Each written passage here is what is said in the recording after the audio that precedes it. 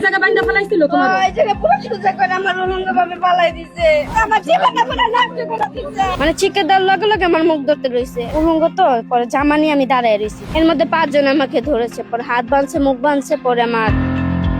একটি নতুন বাসার নতুন পরিবেশ আর স্বপ্নে ভরা একটি সংসার স্বামীকে নিয়ে বেশ ভালোভাবেই দিন কাটছিল এই গৃহবধূর কিন্তু নতুন বাসায় ওঠার পর ধীরে ধীরে তার জীবনে নেমে আসে অন্ধকার একের পর এক পাশবিক নির্যাতনের শিকার হয়ে তার স্বাভাবিক জীবন পুরোপুরি বদলে যায় কি ঘটেছিল সেই রাতগুলোতে কেন দীর্ঘদিন মুখ খুলতে পারেননি তিনি এইখানে করছিল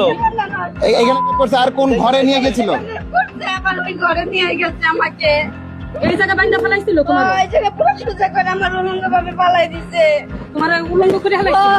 পরে একটা যারা আমার উপরে দিয়ে বলে ভিডিও করছে ভিডিও করছে আবার তোমার আমার উলঙ্গ ভিডিও করে করছে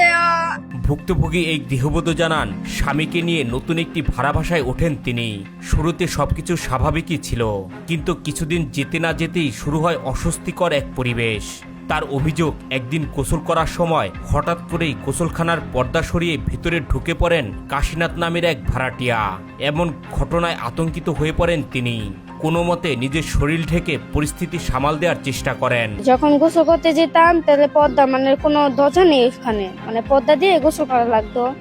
তো পর্দা দিয়ে গোসল করতে ঢুকছিলাম পরে ম্যানেজারের জামাই কাশি না দিয়ে ঢুকে গেছে মানে উলঙ্গ তো পরে জামা নিয়ে আমি দাঁড়ায় রয়েছি যে আই আঙ্কেল আপনি ঢুকছেন কেন তার অভিযোগ এটাই শেষ ছিল না এর কিছুদিন পর এক রাতে তার স্বামী কাজের জন্য বাড়ির বাইরে ছিলেন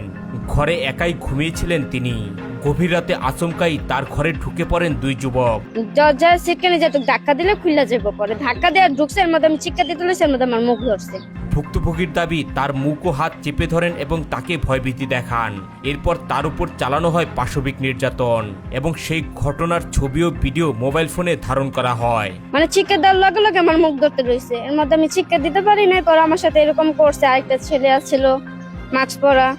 আমার ভিডিও করেছে এই গৃহবধূ অভিযোগ করে বলেন ঘটনাটি কাউকে জানালে তাকে প্রাণে মেরে ফেলার হুমকি দেওয়া হয় এবং ধারণকৃত ছবি ও ভিডিও সামাজিক যোগাযোগ মাধ্যমে ছড়িয়ে দেওয়ার ভয় দেখানো হয় আমাকে বলতেছে যে চাকু নিয়ে ঢুকেছিল যে আমাকে বলতেছে তুই যদি কারো বলে দাস এই যে এই চাকুটা দিয়ে তোকে আমি মেরে ফেলবো আর তোর ভিডিও আমি ছেড়ে দেবো তাই আমি কারো বলি নাই আমি আমার জামাইরেও বলি নাই কিন্তু এখানেই শেষ হয়নি তার দুর্ভোগ এর পরের ঘটনা আরো ভয়াবহ এক রাতে মুজিবর নামের এক ব্যক্তি তার ঘরে প্রবেশ করে এবং তার উপর চালানো হয় নির্যাতন এ সময় বাইরে থেকে কয়েকজন সহযোগিতা করছিলেন বলে অভিযোগ করেন তিনি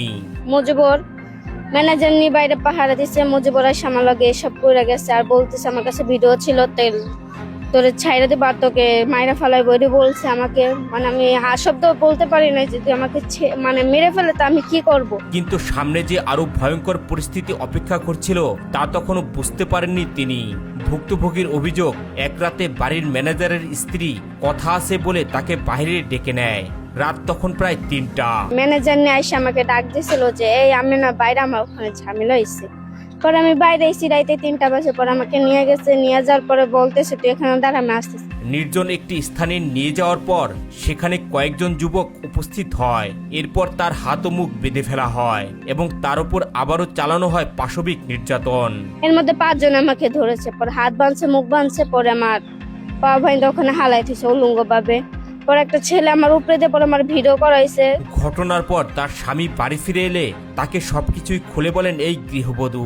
এরপর স্বামী স্ত্রী মিলে আইনের আশ্রয় নেন তিনি জানান শারীরিক ও মানসিকভাবে ভেঙে পড়ায় তাকে হাসপাতালে চিকিৎসাও নিতে হয়েছিল আমার জামাই আইছে আইসা আমাকে বলতেছে যে কি রে কি হয়েছে আমার কাজ করতে দে না আমি বলতেছি যে না তোকে আমি কাজ করতে দেবো না আমার শরীরতে দূরে থাক বাড়িতে যাওয়ার পর মামলা করছি ভুক্তভোগী এই গৃহবধূ এই ঘটনার সুষ্ঠু তদন্ত ও দৃষ্টান্তমূলক বিচার দাবি করেন তার দাবি যদি অভিযুক্তদের বিরুদ্ধে যথাযথ ব্যবস্থা না নেওয়া হয় তাহলে ভবিষ্যতে অনেক নারী একই ধরনের ঘটনার শিকার হতে পারে।